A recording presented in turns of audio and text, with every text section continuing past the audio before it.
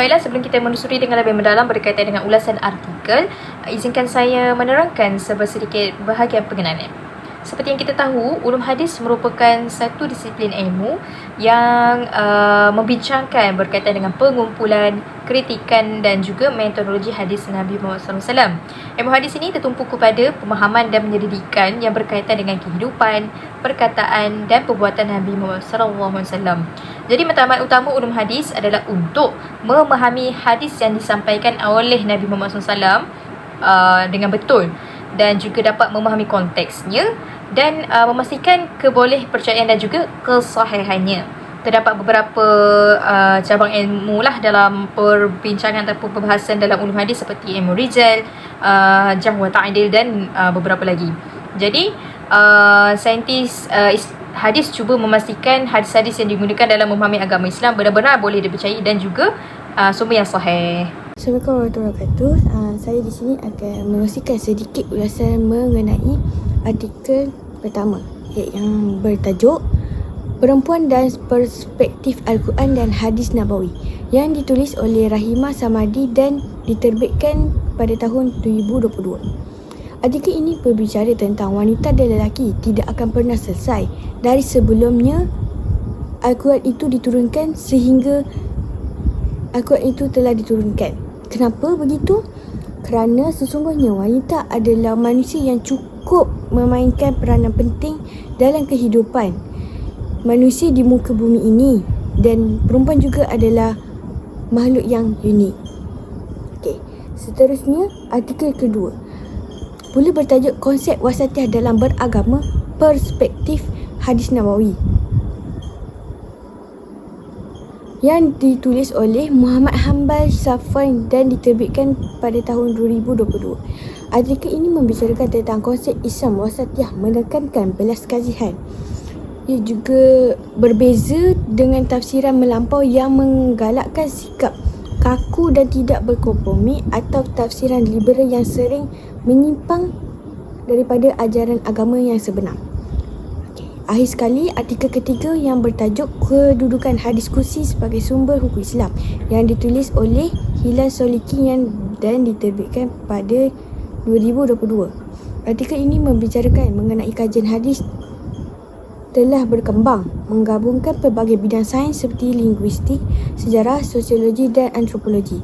Pendekatan antara disiplin ini telah membolehkan para ulama untuk mendalami konteks dan makna hadis, memperkayakan pemahaman dan mengaplikasikannya. Alright, insyaAllah kita akan teruskan pula dengan artikel yang keempat. Artikel yang keempat ini bertajuk Pedofilia dalam Hadis Nabawi, Analisis Tematik. Hadis ini ditulis oleh Abu Hamdi Usman. Jadi artikel ini telah diterbitkan pada tahun 2018 lah. Jadi setelah dibuat pembacaan daripada artikel ini, didapati bahawa penulis telah mengumpulkan 5 buah hadis yang berkaitan dengan pedofilia ni lah. Jadi setelah dikumpul itu, penulis mendapati semua kelima-lima ini tidak menepati syarat hadis sahih dan hasan. Jadi kelima-lima ini bertaraf hadis maudhu'. Jadi untuk penetapan sesuatu hukum, penulis mengambil kaedah kias, iaitu dengan mengkiaskan kepada hukum penzinaan. Jadi itulah dia serba sedikit berkenaan dengan ulasan artikel ini. Baiklah, untuk artikel yang kelima pula adalah yang bertajuk Galakan Keusahawanan Menurut Perspektif Hadis Nabawi, Satu Tinjauan Literatur Sistematik. Artikel ini ditulis oleh Syahrul Amzman Syaharuddin Abu Hamdi Usman, diterbitkan pada tahun 2021.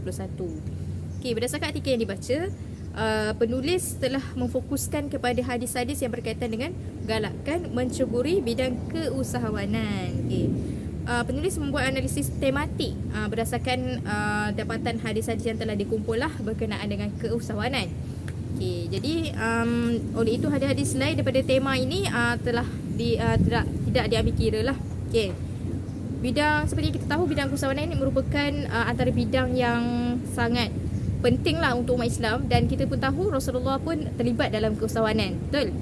Dari usia yang muda juga. Jadi keberhasilan hal ini dapat membentuk keberhasilan budaya baru dan memberi impak dalam kemajuan ekonomi Islam.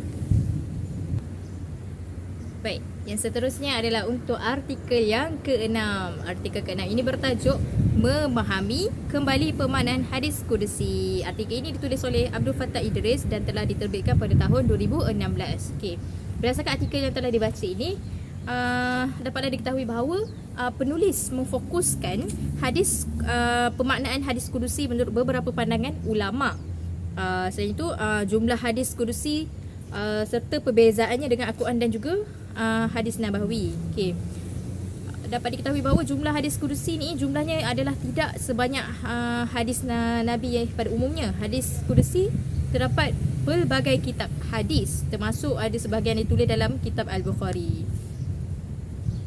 Okey, dapat disimpulkan bahawa hadis Qudsi ni mempunyai ciri yang tersendiri. Justru seharusnya umat Islam mendalami akan pemaknaan sebenar hadis Qudsi, seterusnya menjadikannya dalil yang dapat membantu dalam memahami sesuatu perkara di samping pemahaman terhadap Al-Quran dan hadis Nabawi itu sendiri. Hal ini kerana merupakan wahyu daripada Allah walaupun berbeza dari segi penyampaian lafaz dan juga makna. Okay, itulah dia sedikit mengenai ulasan artikel yang ke-6. Artikel yang ke-7 membincangkan tentang konsep tasawuf dalam perspektif hadis Nabawi. Konsep tasawuf ini adalah satu amalan ataupun satu cara untuk menyucikan diri daripada keduniaan dan meletakkan Allah di hadapan. Dan dalam segala benda pun memang meletakkan Allah. Dan menurut perspektif Nabawi, ia adalah satu gambaran cara hidup Rasulullah SAW dari segi perbuatan, percakapan, pengakuan, yang mana menunjukkan bahawasanya Rasulullah SAW itu adalah seorang insan yang sentiasa meletakkan Allah di hadapan, dakwah di hadapan, menyebabkan dia telah menjadi orang yang memang dijanjikan syurga dan kekasih Allah. Maka sebab itulah hadis Nabawi ini telah menginspirasikan kesufian pada setiap orang yang mengamalkan hadis Nabawi ini.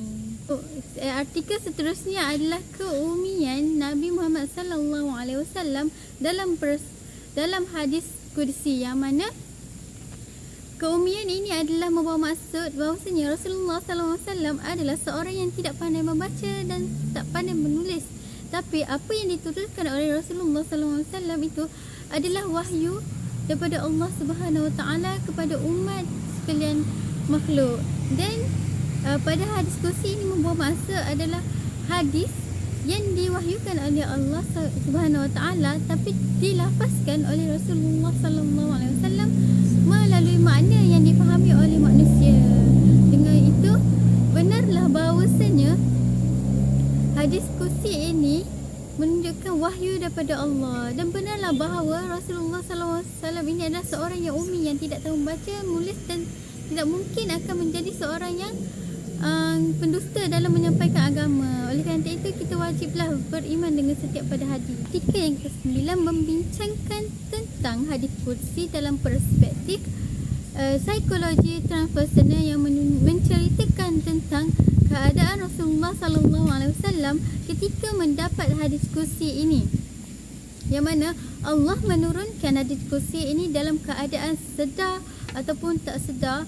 Namun begitu, Rasulullah SAW dapat menyampaikan hadis ni kepada umat dengan cara yang baik menggunakan lafaz sendiri, yang mana ketika itu Rasulullah SAW berasa dalam keadaan fana dengan Allah, iaitu sentiasa ingin bersama dengan Allah, bercinta dengan Allah, yang mana dengan cara itu Rasulullah SAW sentiasa membuat apa yang ada di bumi ini adalah kerana Allah, yang mana mereka juga dengan fana ini juga mereka tidak inginkan dunia walaupun sedikit.